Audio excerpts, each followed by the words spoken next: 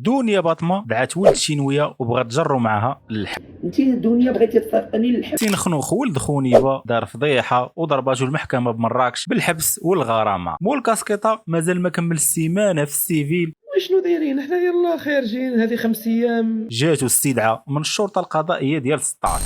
هادو هما خبيرات اليوم ودابا ندوزو للتفاصيل.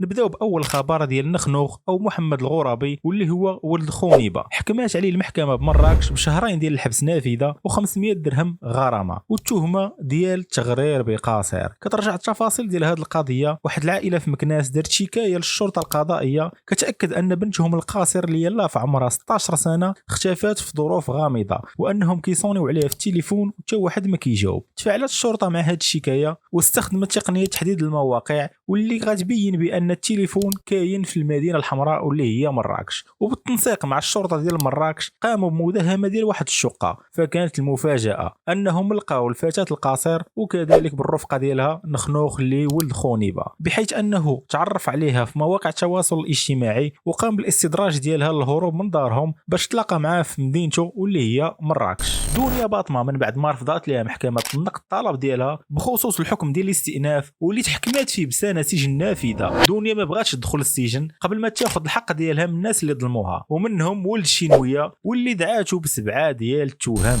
وليت كنتهدد انه طوموبيلتي الا عطيتها شي حد وهذا وداها غير بلاصه هذا انه غير تحط فيها مخدرات لداخل والى راه هاد الناس اللي حبكوا هذه المؤامره راه هما اصحاب هذا الشيء واصحاب اليوتيوب اللي كيطلعوا صوت وصوره وكيدعيو عليك ويدعيو على بناتك ويدعيو على امك ويدعيو على باك وياكلوا في جلدك وياكلوا في لحمك والحقره والتنمر الى غير ذلك. هاد الناس هادو كاملين والموقع زيدوهم عليه. داك الموقع تا هو موقع الفاسد تا هو نضيفوه ليهم. هاد التخليطه كامله هما السبب. انا دابا شهدت فيكم المغرب كامل والوطن العربي ملي ابتدائيا تبرأنا من الحساب وما بقيناش حنايا هما اللي الحساب. والقضاء الله يجازيهم بخير برؤونا من الحساب. انا واختي شنو غيديروا الاخوان في الاستئناف؟ تشويش على الراي العام. كبروها زوبعه ولا كلشي خايف من هذا الملف ورا ما فيه والو. قالوا حنا مالي حنا ماشي مالي ما فيه والو. ولكن كيفاش بداوها بالذكاء لواحد الدرجه ما تتصورش. غتقولوا لي داك الحساب مثلا مشيت هضرت شينها انا فنانه كاع الناس كيدخلوا يهضروا معايا. هذاك الحساب تكلم مع مجموعه ديال الفنانين بارك بزاف ديال الفنانين وجاوبوا قالوا لي الله يبارك فيك وهضر مع بزاف ديال الفنانين.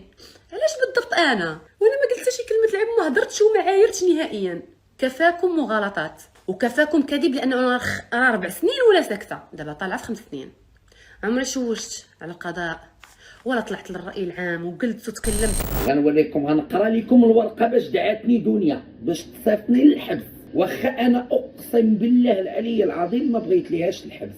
اولا المشتكيه هي بلاتي كاينه هنا التي نوريكم المشتكيه بعدا دنيا باطمه وابتسام باطمه داعيني واخا لا. علاش داعيني ابتسام باطمه ودنيا باطمه؟ داعيني المس بنظام المعالجه الاليه للمعطيات. انا المس بالمعالجه الاليه. انا هكرت لها تليفونها ودخلت لها لتليفونها. اوكي نعطيكم التهمه الثانيه البت صوره شخص دون موافقتي. انا عمرني ما حطيت صورها.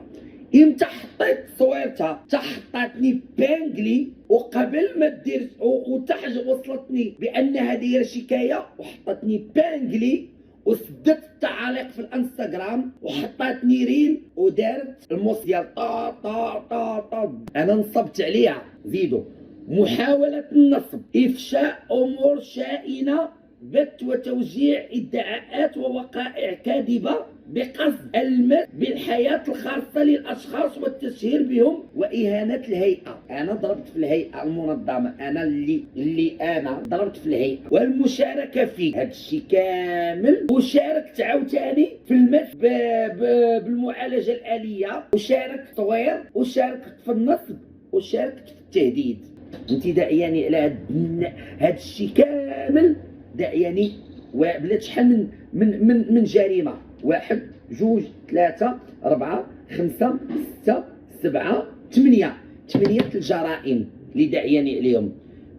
8 الجرائم ولكنني النعير غنسمي وفلانه كما نهار حطاتني وشهرت بيا انا تعدى وسميت قلت وا دنيا باطمه علاش حطيتيني في حسابك يا كنتي مديكلاريه بيا واختي ما تمشيش تحطيني في حسابك ودير لي باندلي عندك في انستغرام بعدا باش يتشفى فيا المغرب. انت الدنيا بغيتي تصيفطني للحبس انا ما بغيتش وانا ما بغيتلكش الحبس. نتوما تدخلوا تتعايروا قلتوا بغيتوا حنا بغينا تشفينا في دنيا باطمه تمشي للحبس ودنيا باطمه بغينا تمشي للحبس ودنيا باطمه فاعله ودنيا باطمه حنا عايرناها وسبيناها. انا ما شغليش في سعيده شرف راه فران وقاد بحومه ما تندخلش في خصوصياتها بيناتنا واحد السور ما تنقزوش وما تنفوتوش ياك. انا ما شغليش غندوي على راسي. مازال ما كامله السيمانه باش خرج محمد السكاكي المعروف بمول الكاسكيطه من السجن، جاتو السيد عامل البوليس ديال مدينه سطات باش يستمعوا ليه على اللايفات اللي كيدير هاد الايام فاش خرج من الحبس واللي كيعاود فيها على الظروف والمعاناه اللي عاشها في السجن لمده 4 سنوات. كنت جالس في القهوه انا وواحد الصديق، فاذا بك اتصل بيا الزوجه ديالي كتقول لي ودي راه جاو عندك الناس ديال البوليس كيسولوا عليك. الله يا بنتي الناس ديال البوليس وشنو دايرين حنا يلاه خارجين هذه 5 ايام ما كاين والو. كتقول لا راه جابوا لك استدعاء من طرف الفرقه الوطنيه باغيين يتصنتوا لك غدا مع 10 ديال الصباح. ها الناس باقي مساكين يقولوا لي على سلامتك، باقا الدار ما خواتش عندي من الناس كيجيو كيقولوا لي على سلامتك والله يجعلها مغفره للذنوب والله يجعلها. انا ما قلت والو الاخوان، انا ما قلت شي حاجه ديال العيب. نتوما راكم شفتوا الفيديوهات ديالي وحاكمين عليهم، انا ما قلتش حاجه ديال العيب. انا عاودت على الواقع اللي عشت فيه في الحبس وكيفاش شنو داير الحبس وهضرت على ديك القضيه ديال الحشيش. قلت لهم ودي الحشيش راه ما دياليش، انا ما اتهمتش شي جهه بانهم رفقوا ليا ولا داروا ليا. انا قلت لكم والله هذاك الحشيش ما ديالي، حلفت بالله. وهذا الحلوف اللي حلفته حتى للقاضي قلت لها استاذ والله العظيم سعاده الرئيس هذاك الحشيش والله ما ديالي، حيت انا بالفعل ما كندخلش الحشيش الاخوان. هذه هي المساله اللي هضرت عليها. يا خويا شكرا حمزه. انا كنهضر وكنقيس. انا خرجت انا قلت لكم الاخوان ماشي ضد النظام ماشي ضد الملك. يقدر يكونوا عندي بعض المواقف كنت غلط فيهم، بعض الافكار كنت خاطئ فيهم، صحوا لي في هذيك المده اللي كنت معتقل فيها انايا في السجن. وقلنا احنا مع الملك في محاربه الفاسدين والمفسدين وحنا مع وراء الناس اللي كيحاربوا الفساد، وقلنا بان الحمد لله العداله عندنا ولات بخير ملي ولاو يشدوا بحال دوك الرؤوس الكبار تجار وبارونات المخدرات. هادشي كاع قلنا الاخوان. انا ما قلت حتى شي حاجه، انا ما درت حاجه. الا درت شي حاجه ولا بانت لكم شي حاجه درتها ديال العيبه نتوما قولوا لي دابا الاخوان. واحد ربما شكايه من اداره السجون، علاش غدير بها اداره السجون شكايه؟ انا الا كذبت الا لقاو هضرت شي كذوب وداك الشيء اللي قلت بانني نزيدو من راسي يعتقلوني من غدا. الا كذبت وهذاك الشيء اللي قلت انا ما كاينش في اداره السجون يعتقلوني من غدا. انا مستعد للاعتقال. الساعه الثانيه نمشي ندخل الشومبري في 160 عباد الله والقمل وسرق الزيت والبق. فهمتوني الاخوان؟ الحمد لله انا والله ما خايف. لكن الفيديو والله ما خايف. الا كان مكتب عليا الله السجن وكان مكتب عليا الحبس ما عندي ما ندير. الرضا بالقسم والنصيب اللي مقسم لي الله. ولكن الا كانت غادي نمشي ثاني على ظلم ولا على حتى حاجه ما قلتها الاخوان هادشي راه بزاف. انا ما درت والو.